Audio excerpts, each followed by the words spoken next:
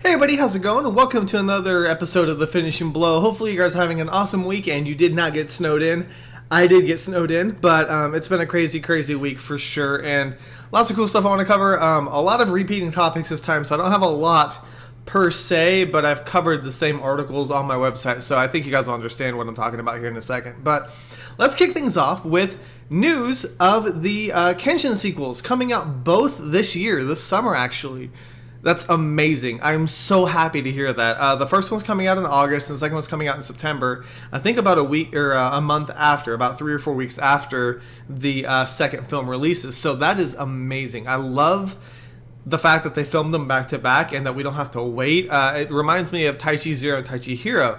Now, there are times where this concept does not work very well. The 4, for example, I think they filmed either the first and second one or they're filming 2 and 3 back to back. And sometimes if a movie doesn't do well, you can't get that feedback of whether you need to change something, if something needs to be redone, because you're already filming that next film. But with Kenshin, I have complete confidence in what these guys are capable of. I think the action is going to be amazing. Obviously, the story is already there from the manga and the anime. The source material is already laid out for them. So all they have to do is incorporate it in a way that's unique and interesting and deliver on the action. And I think they can definitely do that. So I'm really happy to see it now.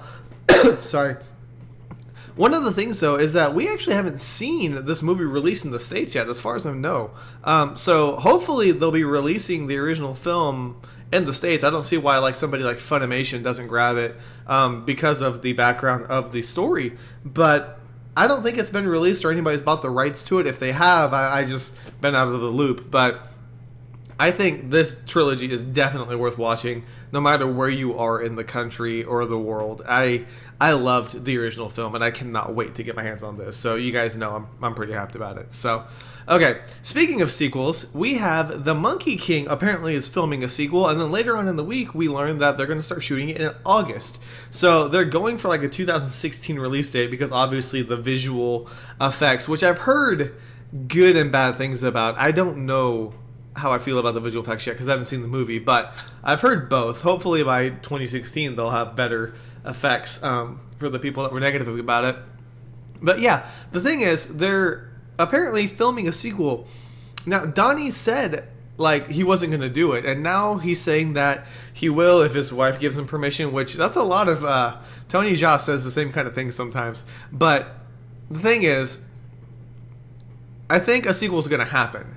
Do I agree with it? No. I feel like if Donnie was in that much pain, he shouldn't do it. I mean, to me, it doesn't matter how much money something makes. If you're uncomfortable, if you're in pain, I don't think you should do it. And maybe his kids watched it and he enjoyed the fact that he had something he could show his family. But the fact of the matter is, I just don't think it's worth going through all that. I can't do contact lenses. Nobody can pay me enough money in the world to do contact lenses. I'm serious. I have this eye phobia. I don't know how you guys can do it, but there's no way. So, sitting in that makeup chair for 6 to 8 hours a day, not going anywhere, had to be ridiculous. And to go through all that again, I don't know. Donnie's getting older. I'm not saying he's old, but he is getting older. And he says it's a real test of endurance. So we'll see whether he's going to be in it or not. I really hope they don't try to replace him with somebody else, because this Monkey King obviously is based around the Donnie Yen version. So I don't think you should really try to replace him and switch it out. Now, a lot of the people who are in the film have other things that they have to do. Like Donnie Yen is going to be doing Crouching Tiger, Hidden Dragon 2 in August.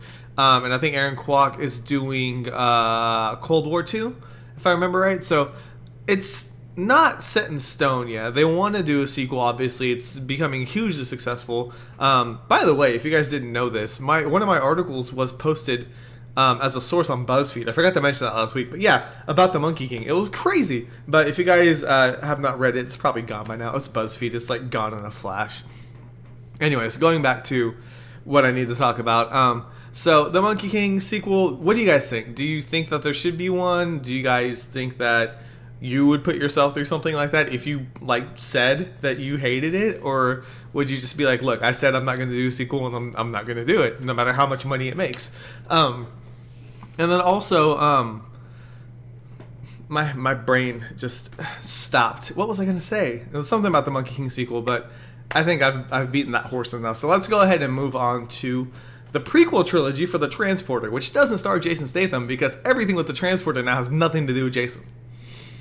I don't know either. Yeah, they're doing a prequel trilogy. Apparently, it's being written by Luc Besson, who actually has a hand in a lot of the films that we're talking about this week. But I don't think a prequel is necessary. I don't even think the TV series is necessary because if I remember right, and it's been a while since I've watched The Transporter, I was actually debating whether I should watch The Transporter or District B13 Ultimatum, which is what I watched this week for my review.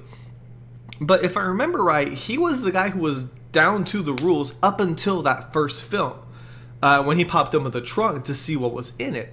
So how can you make a prequel unless he's just a yes man? You know, it doesn't make any sense if he keeps breaking rules. Like, nobody's gonna hire him. Like, what's the point? What else can you do with the Transporter? So I don't know how they're gonna do it. I really feel like they're taking a lot of one film ideas and trying to make them into franchises because they can't think of anything else, which is sad, you know, when you see like The Transporter or Crank or Taken, these movies that, you know, are good on their own, but they just keep milking them and keep doing so many spin-offs that it's just, by the time you're done with it, you're over it. Like, you don't even want anything to do with it. And that's kind of, I guess, how Chinese films are when you see there's like 47 Once Upon a Time in China's, or like, you know, what, I don't even know how many police stories, and there's not actually 47 Once Upon a Time in China's. Don't IMDb it or Google it and tell me I'm wrong. I know I'm over exaggerating, but you guys get the point. So, all right, speaking of other films that I don't know why they exist, brick mansions. Now, this has become a hot topic because of the fact that Paul Walker passed away. You know, I guess that immediately makes it a hot ticket. But I've seen the trailers. I know you guys have seen the trailers and the posters. Let's go ahead and just start with the trailer for the film itself. It's shot for shot District B13. It looks exactly the same. Like, even the enemies, the parkour elements, everything in there was taken from the original French film. So why does this movie exist? Like, it's not that old. I think it's maybe 10 years old. And that's not that old. Like, it's not like, okay, it's time for a brand new audience now because everything's changed and we need to redo this movie. No, they're remaking like movies that were in the 80s, not in the early 2000s. It doesn't make any sense to me, but I don't know. I still think that it's a bad idea that this movie even, it's not worth it. I don't see a point to it. You know, I feel like the first one was so great that there's really no reason. And if people are too lazy to watch a movie that's not in their native language and they don't want to read subtitles, that's their loss. You know, I don't feel like you should spend millions of dollars or whatever it is to refilm a movie just because people don't want to read subtitles. You know, they can deal with dub if that's the case, but that's a discussion for a completely different time. And obviously, the Riz is in it. Why? How is the RZA still getting jobs? I don't understand. Like, there was Man with the Iron Fist, Tom Yum-Goong 2, and now Brick Mansions, which he plays the lead villain again. Did I miss something? Like, did he play a convincing villain sometime and I missed it? Because I can't seem to find it. And I've got a lot of reasons why I don't like the RZA, which, again, is another completely different topic. But the thing is, why? Why is the RZA there? You know, I don't think he has that foreboding, just atmosphere. You know, that aura that you need to have to be a true villain. So it just feels so cookie cutter to me, and I don't know what you guys think, but I'm kind of disappointed in it. You know, if they're going to remake it, I really wish they would have made it their own. You know, took the core concept and made it something unique and special. But it's a frame for frame, just reshoot. You know.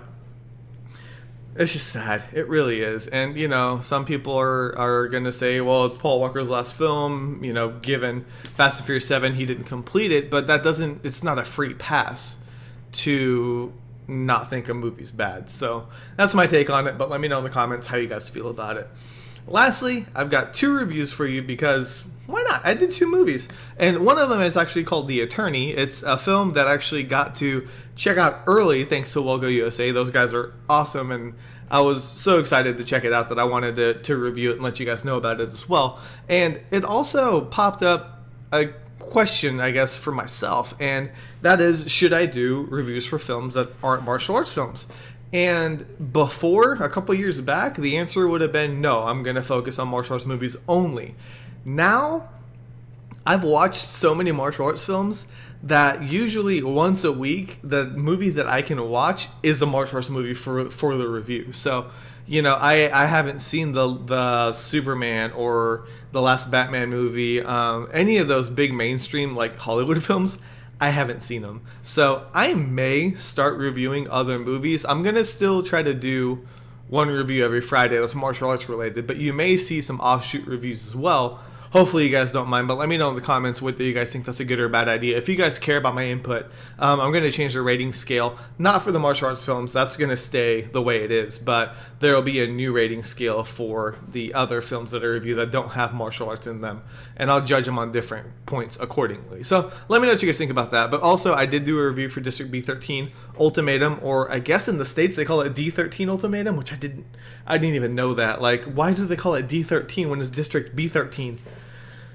My brain, I can't even handle it. So anyways, check out my review for that, and that's really all that I have. Like I said, it's a sparse number of topics, but I did write about like Brick Mansions, which is the District B13 remake a couple times, and The Monkey King a couple times, so it's just kind of all rolled into one. But yeah, that's it. So thank you guys so much for watching. I'm hoping next week I get things a little bit more under control and that the weather doesn't go crazy on me, because that would be great. That would be so fantastic. Hopefully you guys had an awesome Valentine's Day, whether you were just chilling at home or out with 47 friends. I don't know why 47 is the number of the day, but it is what it is. All right, I'm done talking. You guys stay awesome. Thank you guys so much for watching, and I'll see you guys on the next finishing blow. So I just ruined my own outro. It's been a long day. Thank you guys so much for stopping by. I can't talk. I got this. Thank you guys so much for stopping by. This is K Miller, and this week has been finished.